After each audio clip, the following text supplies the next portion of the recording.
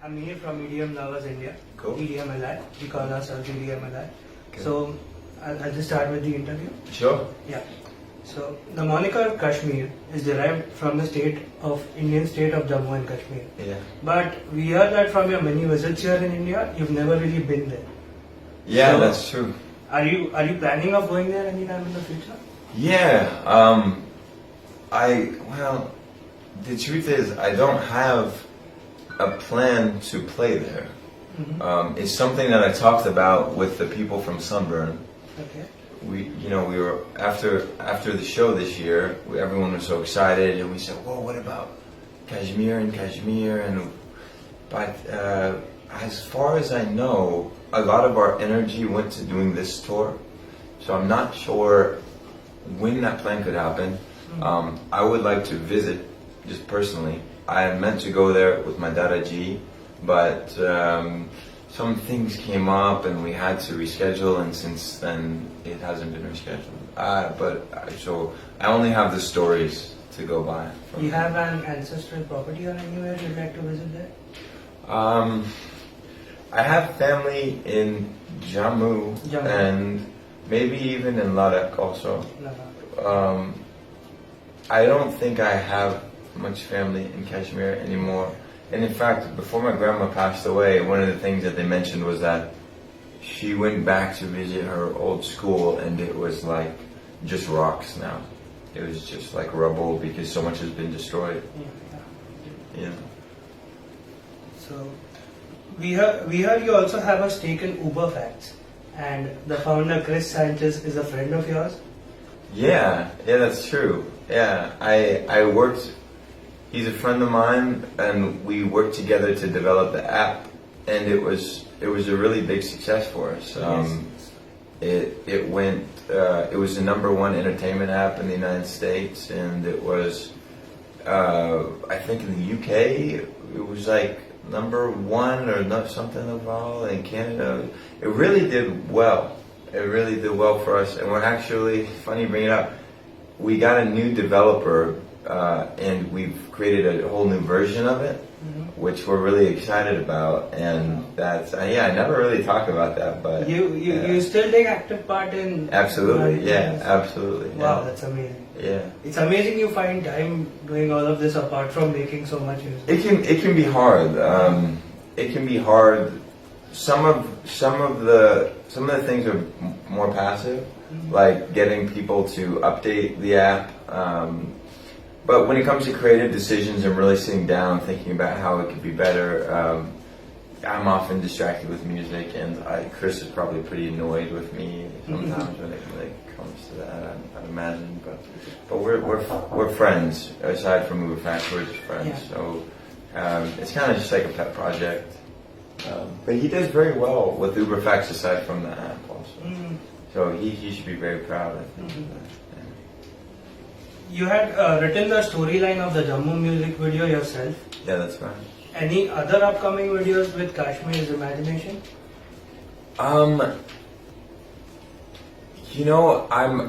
going to be working on a project similar to Paradesi EP and similar to The Line Across the Field, where I explore different tempos and make something more conceptual. There was a point, if I'm just being honest, where I felt like these very EDM kind of dance songs, making entire music videos for them, it felt a little bit like, I had done it, I had put a lot of heart into some of them. And then for some of them, I'm just kind of okay with them just being a song, and it's just a dance song, and I think once I start working on an album, that's something I really do some deeper self-exploration for. That's when I'd want to get creative and make the music videos for them. Does that make sense? Yeah, it does. Yeah. But is a Kashmir album in the works? Whether it'll be an album or an EP, how long it will be, I'm not sure, but definitely a sort of experimental, conceptual piece of a body of work is in the works. Yeah. Oh, that's awesome. Carnage has previously spent about a year producing with you at your home. That's true. Yeah. Yes, your experiences on that? So I found Carnage on MySpace. Okay. This was a long time ago. It was on MySpace, so you know it's a long time ago. And I was, at the time I was part of the Cataracts. Yeah. And he would send me messages, listen to this, listen to this. I did some remix of, we had a song called Top of the World. Listen. And then I went and I listened to his music, and I thought his music was okay. But he had these videos explaining how he was producing that I thought were so funny. I just thought he was so fun to watch and charismatic and charming. And we were performing at South by Southwest, and I asked him, would you come meet us and I'll introduce you to the guys that manage me. So everybody met Carnage, and some time went by, and he moved out to Los Angeles, and he lived on my couch. At the time I had an apartment with David, who was the other member of the Cataracts, and Dev, who we did a lot of the Cataract songs with. And he slept on our couch, and he would just be working every day. He'd be trying to, get Dev to sing on his beats. He would help me with some of the beats that I was working on. And he was really just a fun guy to hang out with and to go out with. And we kind of would just like tag team and go out and and get into trouble. He's like my little brother. I really have a very special place in my heart for Carnage. And sometimes he's kind of a jerk, but but he's sweet. I always remember how sweet he was, and I like to stand up for him. Also, some people have tried to discredit him, but I'll tell you, he worked really, really hard. It was not easy. I mean, he didn't think he was just going to show up and be famous one day. He was not getting recognition for a while. He was working every day, not getting recognition, and then finally he spearheaded, I think, the whole trap movement in a lot of ways, and finally got the recognition that he deserved. Your grandfather is part of an organization that helps locals that are forced to emigrate. Yeah. We've heard you're looking forward to doing a show to contribute to that. Yeah, my grandpa's part of an organization that helped Hindus from Kashmir get health care, make sure that when they came to India that they didn't slip through the cracks, that they're being provided for. And he's very, respected in this organization. He's been part of it for years and years. My initial impulse when trying to find a charity for Karma, for the first event, was to give the proceeds to this organization. But I didn't want to take a religious bias. And also, my dad G recommended against that. He said you should be aware of that. That's why I worked with CRY, decided to work with CRY. But in the future, I would like to help that organization and carry on his legacy of contributing to that organization, which does good work to help Kashmiris, that are having a difficult time. This was the biggest India tour for Sanman through any artist. Is that true? Yes, no one has ever done 6 cities before. This was supposed to be 6 cities, but it is 7 cities now. Yeah, completely. So how was overall your experience for these shows? Fantastic. Every show has had enthusiasm like I've never seen.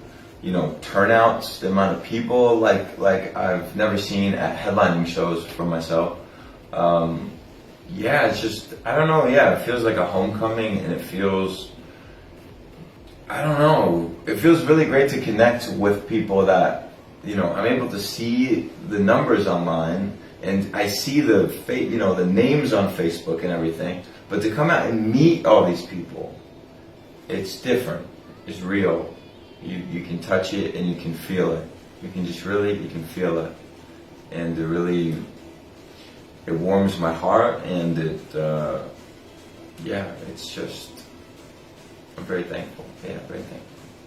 How was your experience working with Sonu Nigam? After this massive 10-day tour, are you currently in talks with any other Indian artist?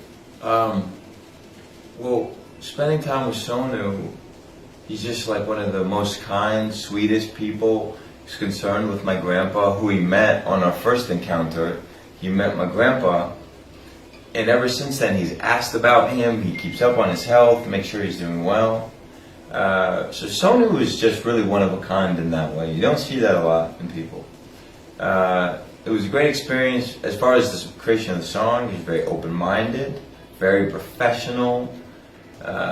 Just killed it, a few extra things I had to ask him to do that I forgot to ask him to do. He said no problem. He's obviously very tired, but he still did them.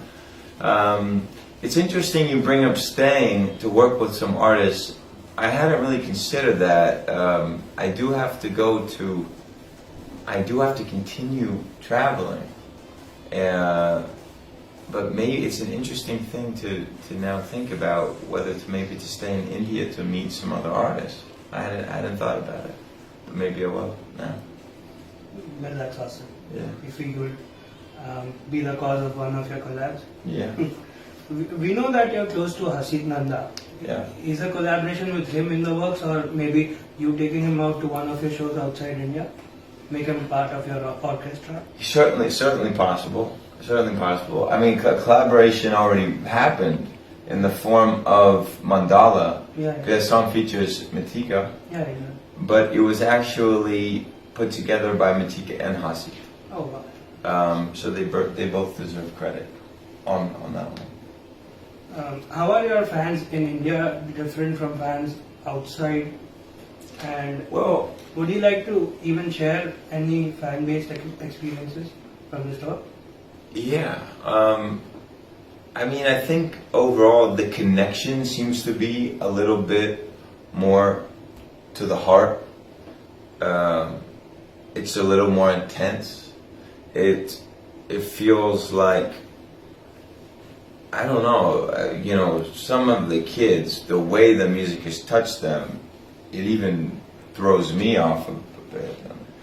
I have to ask, really, when you say it got you through this hard time, and it felt like my music is the reason they started making music, or the intensity level in India of these statements gets they raise the bar a bit.